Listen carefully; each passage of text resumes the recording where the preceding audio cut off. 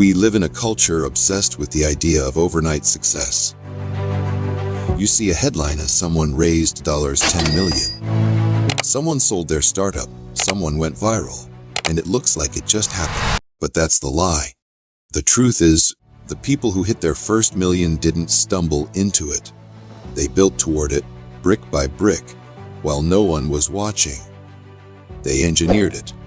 Not with a map handed down from a guru, not by following trends, but by solving real problems, thinking from first principles, working harder and smarter than their peers, and refusing to stop when it got hard, which it always does.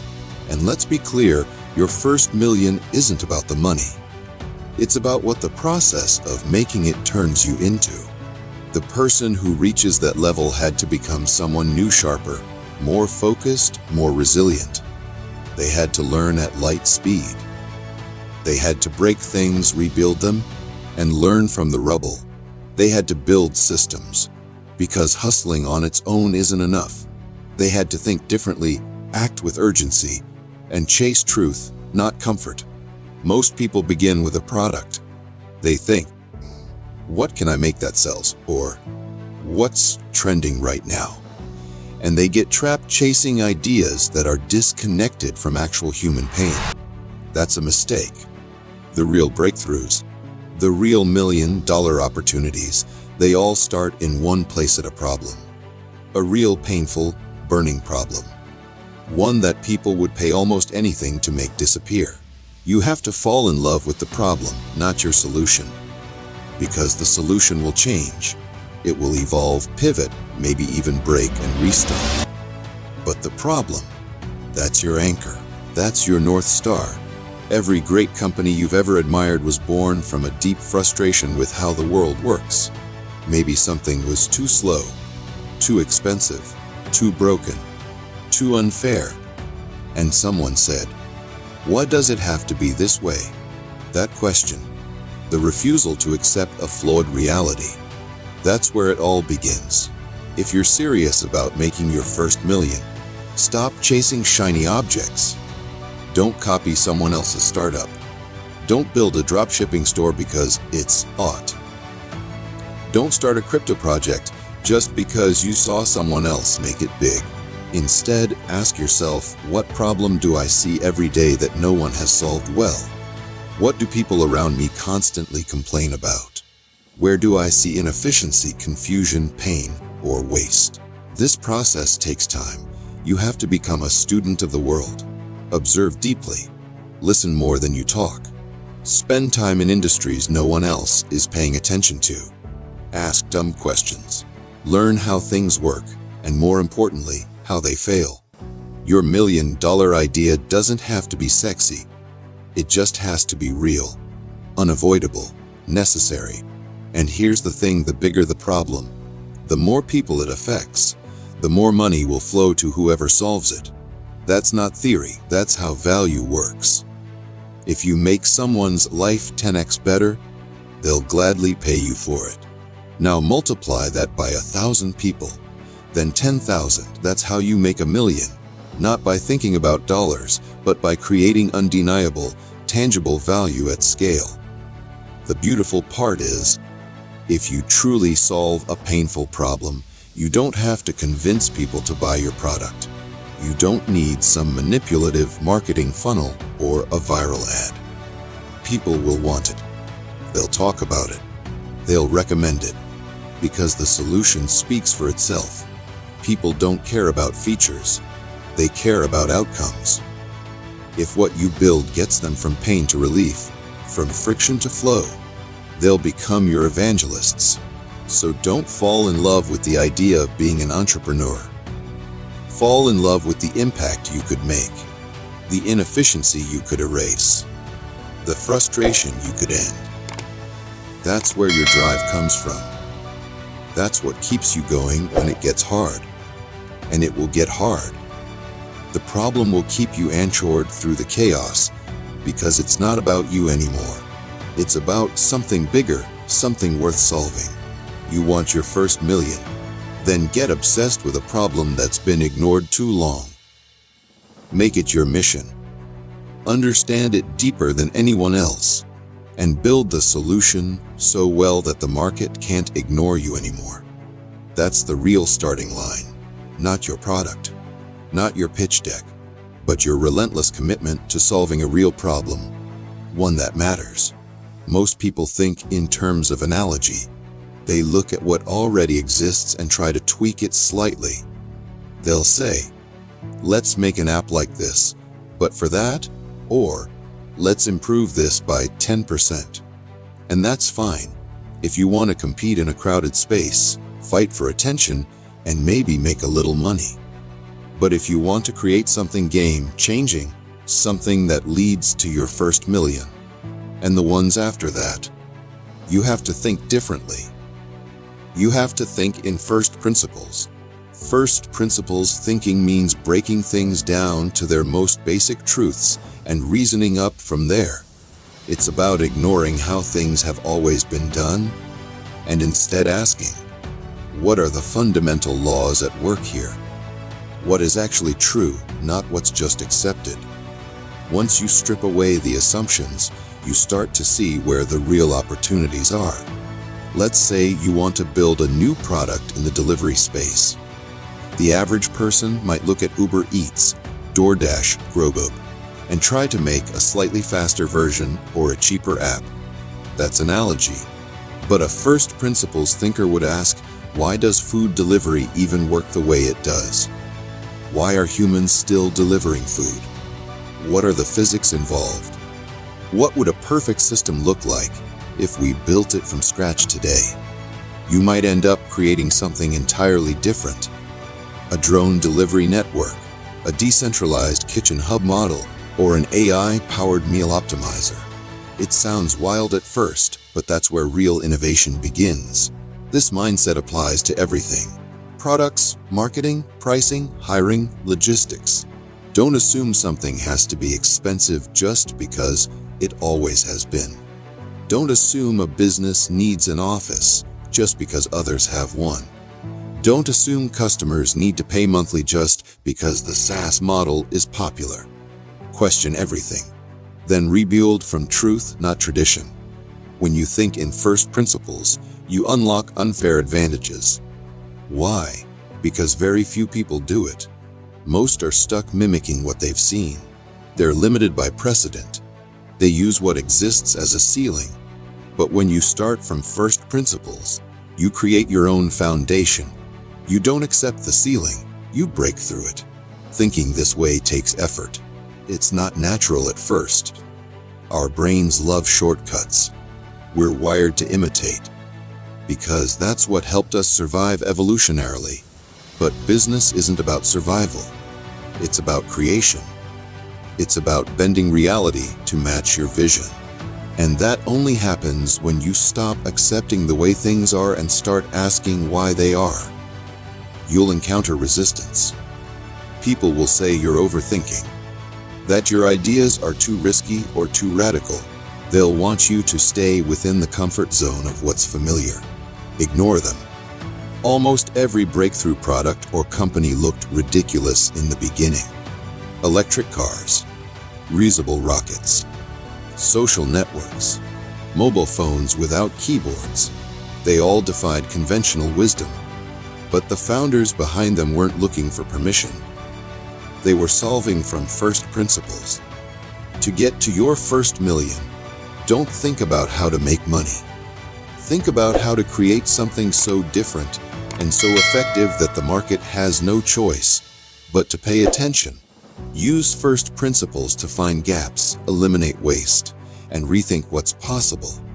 The more value you can deliver by removing assumptions, the more disruptive you become, and disruption is what gets rewarded. So next time you have an idea, don't ask, has this been done before? Ask, why hasn't this been done better? Peel it back, deconstruct it, rebuild it with pure logic. The first million doesn't go to the person who follows the rules. It goes to the one who rewrites them. Most people underestimate just how much work it really takes to build something significant. They romanticize the idea of success, fancy cars, freedom, headlines. But they ignore the actual process, the countless late nights, the endless revisions, the failures, the rejections, the moments when you're working and no one is watching.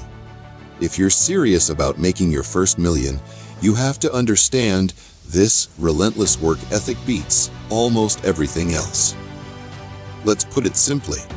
If someone else is working 40 hours a week and you're putting in 100, you're not just working harder. You're compressing time.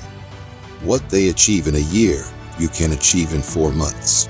If you keep doing that, you outpace them 3 times over by the end of year 1. That's not theory. It's math. And it's one of the biggest reasons most people never get to their first million. They're not willing to pay the price in focus, effort, and sacrifice. Now let's be clear. Working relentlessly doesn't mean grinding aimlessly. It doesn't mean being busy for the sake of looking busy. It means working with intensity, purpose, and direction. Every hour should move the needle. You should be solving real problems, building real things, learning critical skills, and pushing toward a real outcome.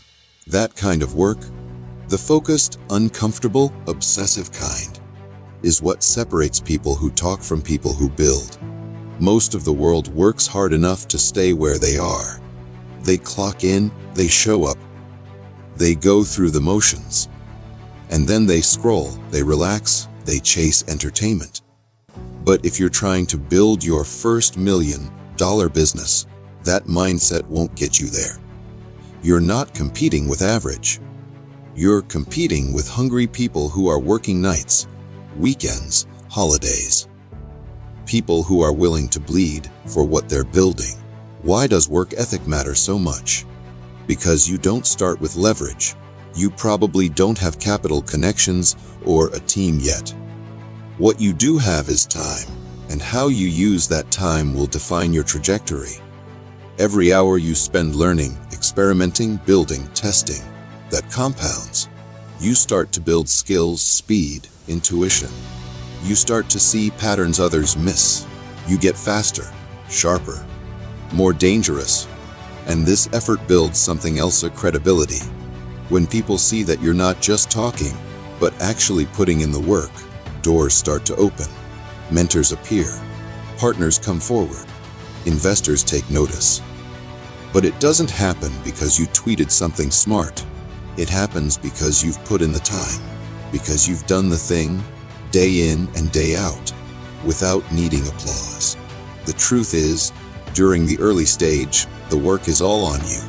You wear every hat. You do the product, the sales, the customer service, the marketing. There's no delegation yet. It's just you and the mountain. And no one is coming to climb it for you. So, don't wait for motivation. Motivation is a feeling. Discipline is a decision. You show up whether you feel like it or not. And when it gets hard, and it will get hard, you push harder. You keep going when it's boring. You keep going when the results aren't there yet. Because relentlessness doesn't mean working until it's hard. It means working especially when it's hard. That's the separator. That's where most people quit, and where you pull ahead. So if you're wondering what your unfair advantage is, don't look at your background or your resources. Look at your calendar. Look at your consistency. Look at how much time you're willing to trade for mastery. In the long run, talent may help, but obsession wins. If you want your first million, put in the hours others won't, so you can live a life they never will. In a world that's evolving faster than ever, your ability to learn is your most powerful weapon. Not just learn casually, but learn faster than anyone around you. The truth is, the road to your first million isn't just paved with hard work. It's paved with knowledge. Rapid, obsessive, applied learning is how you outpace competition, outsmart systems, and outgrow your limits. Most people stop learning after school. They graduate, get a job, and then plateau. Maybe they read a blog post here and there, skim a podcast, scroll through advice on social media. But surface-level learning doesn't build anything meaningful. If you want to earn your first million, you have to learn like your life depends on it. Because in a way, it does. Every next level of success demands a better version of you. And that version is built through learning. This doesn't mean you need a formal education. In fact, most of what's taught in traditional systems is outdated or misaligned with real world value creation. What you need is targeted, aggressive, independent learning. You need to study industries, systems, technologies, and markets. You need to consume books, not just quotes. You need to take things apart to see how they work. Reverse engineer success. Read biographies, technical manuals, business breakdowns. Listen to founders, not influencers. And most importantly, you need to apply what you learn immediately. Learning without action is intellectual entertainment. What matters is doing. Build something, test it, break it, fix it, ship it, iterate. The feedback loop is where real mastery happens. You can read 100 books on sales, but one real sales call will teach you more than 100 chapters. You can watch every startup pitch on YouTube, but putting together your own pitch deck under pressure were your brain in a way no video ever could. Learning fast also means being willing to suck at things early. Most people avoid that discomfort. They'd rather protect their ego than look foolish trying something new. But if you can get over the fear of being a beginner, you'll gain speed others never will. Every skill you acquire is a tool in your belt. Coding, storytelling, design, negotiation, hiring, fundraising, learn them. Not necessarily to do them forever, but to understand how they work so you can one day lead others who do. In today's world, everything is changing. AI automation, decentralized finance, new creator economies, climate tech, you name it. The rules are shifting. The people who thrive are the ones who adapt, not the ones who cling to what used to work. So ask yourself, are you learning at the speed of the market? Because if you're not, you're already falling behind. Here's a mindset shift tree. Don't think of learning as a phase. Think of it as your permanent state. Be the person who walks into every room asking, "What can I absorb here?" Be the one who follows curiosity like a compass. The deeper your understanding, the more leverage you create. You see patterns others don't. You anticipate problems. You spot opportunities early. You build faster. You recover faster. You make better decisions. The path to your first million doesn't go through luck. It goes through growth. And growth comes from learning that compounds. So become a sponge. Invest more in your mind than in your lifestyle. Read instead of scrolling. Listen instead of talking. Take notes, not shortcuts, because in the end, no one can take your knowledge from you. Markets crash, companies fail, technologies evolve. But if you've built a brain that learns faster than the rest, you'll always be able to rebuild. That's your real security. That's your real edge. Want to make your first million? Outlearn everyone. Then out-execute them with what you know. Most people start their journey to wealth by trading their time for money. It's what school teaches, what jobs reward, and what society praises. But that model has a hard ceiling. There are only so many hours in a day, and only so much you can do on your own. If you want to reach your first million, and more importantly, keep going beyond it, you have to stop thinking like a worker and start thinking like a builder. Builders don't just hustle, they create systems. They build machines that make money, whether they're awake or asleep.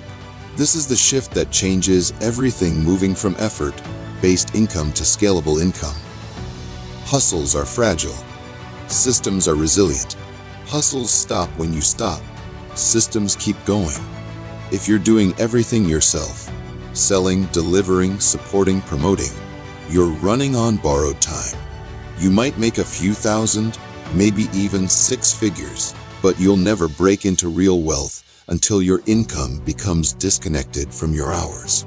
Scalable systems come in many forms: tech forms, automated workflows, digital products, subscription models, affiliate networks, content libraries, or teams that replicate your vision. The key is that each of these can grow without requiring a proportional increase in your time or energy. You build it once, then you improve it, then you scale it. That's the formula. Look at the world's fastest growing businesses. They're not built on hustle, they're built on leverage. Software is leverage. Media is leverage. Code, content, capital, and people. These are tools that multiply what you create. You can write one piece of code that serves 1 million users. You can publish one video that educates, sells, or inspires while you sleep. That's what scalable wealth looks like. And the sooner you start thinking that way, the faster you'll get there. To build a system, you need to zoom out from the work itself and design the process behind it. Ask what steps repeat. What decisions get made more than once? What patterns keep coming up? Then you document, optimize, and automate. Use tools, use scripts, use people. Don't do things manually that a machine could do better. Don't keep knowledge in your head that could be passed down or outsourced. Yes, in the beginning, you'll have to wear all the hats.